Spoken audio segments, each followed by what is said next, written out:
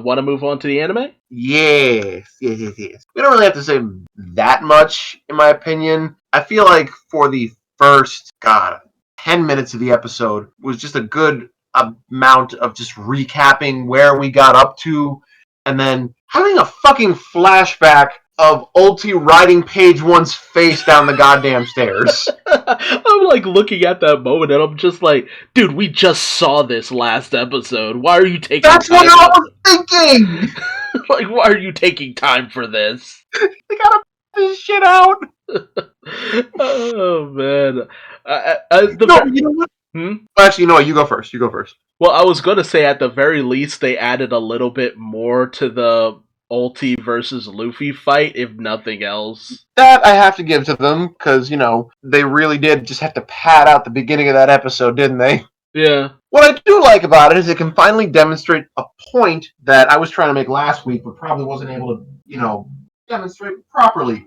And it's this. While Luffy and Ulti are very similar, if you call Luffy out on, any of his behavior being like, hey, that's not okay, he'll look at it and just be like, oh, my bad, sorry. He'll do that much at least. Ulti straight up, after Luffy said, you're the one who rode him down the stairs like he was skis, went through the whole scenario in her head again, and you could tell she knew. She knew she was in the wrong, but she still decided to double down on that shit. I'm just like, and that shit is why I feel sorry for Page One.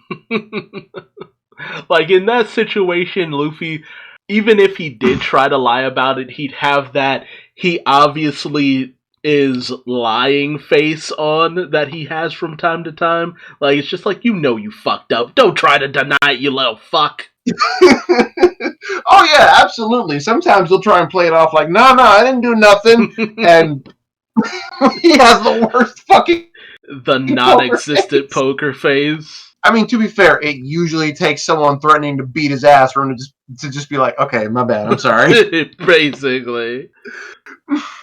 But he has gotten better about that, I think. Yeah. I really do think he's gotten better about that, as the series goes on. Because, yes, Luffy's basically a big kid, and he is a little shit, but in a lot of subtle ways, he's matured in, to be the captain his crew needs. He's matured in a lot of ways that are actually kind of surprising when you think about it. Yeah, you're not wrong. Unfortunately, I can't list any off the top of my head because exactly. I didn't.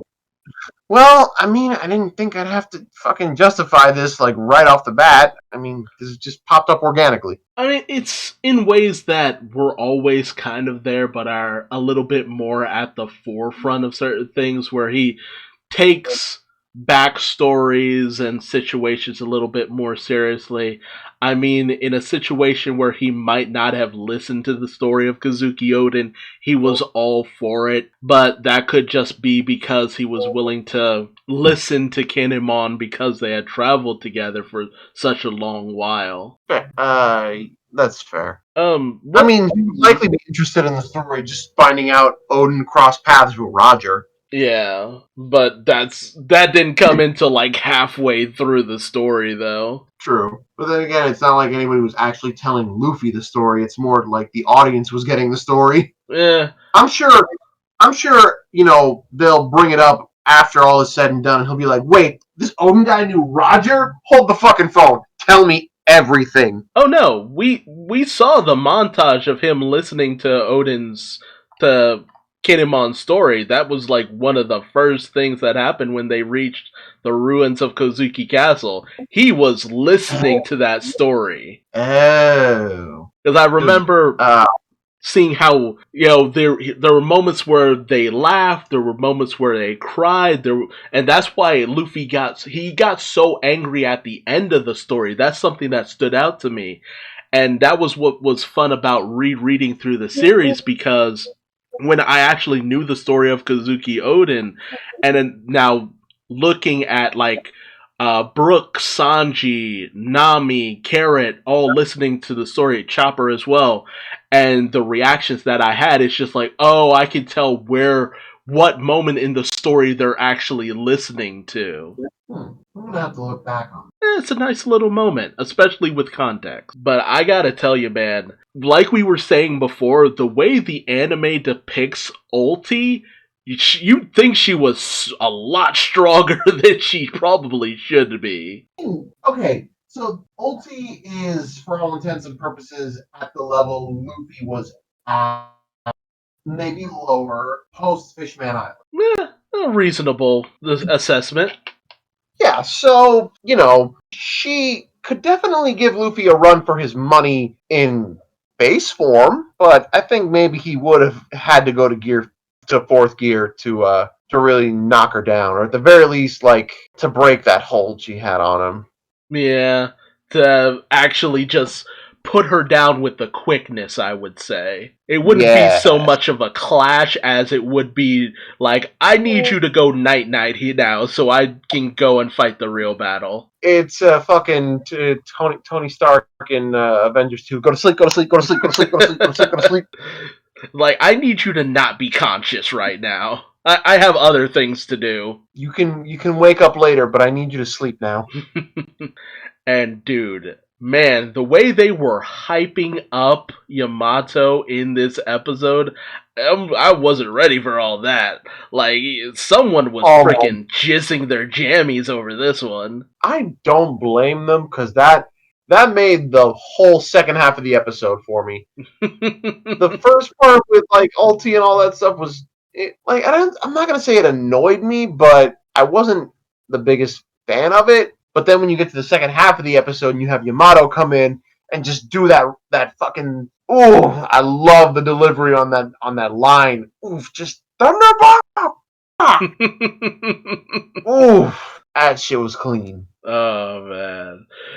I'm already loving Yamato's voice actor, and I'm just being reminded of how when they first met, Yamato grabbed Luffy and just dipped. It's like, sorry, I gotta go, and you gotta come with me. We gotta go. It's like, I'm gonna just take this real quick. Don't mind me. I'll see you guys later. Oh, see, the funny thing too is that I was trying to remember where I knew Yamato's voice actor from, and it's Naruto's daughter, Himawari. Huh. Well, I mean, I can't really speak because I'm not into Naruto or Boruto. Yeah. That was it for the episode, really. Just Yamato rescuing Luffy from Ulti in page 1 and just grabbing him and bolting. Yeah. Last bit of... This is mine, I gotta go. Yeah, a last bit of animation situation is the One Piece We Are One shorts. Did you watch any of them? I saw them all over my Twitter feed. I didn't watch any of them because I wasn't in a place to at the time, and I just haven't gotten around to doing that. I was curious, though. Are they good? Pretty decent. There's actually like an overall storyline of people who are just kind of going through like tough times in their life here and there. And they, it's funny, they turn to One Piece and there's different moments that get put on display. What was it? You have one moment that shows off, Law and his backstory with Corazon. You have another that shows off. Once again, we see the whole VV goodbye and Alabaster situation. Another that shows off several female characters like Boa Hancock, Perona, Hiyori, Yamato, Nami, Robin, Belle-Mare, Olivia, which is kind of trying to empower this one woman who's trying to go on and do about her own thing. The way they connect into the story, it's just like, okay, I get where you're trying to go. It's just like, there's these examples that people are relating to their everyday life and stuff.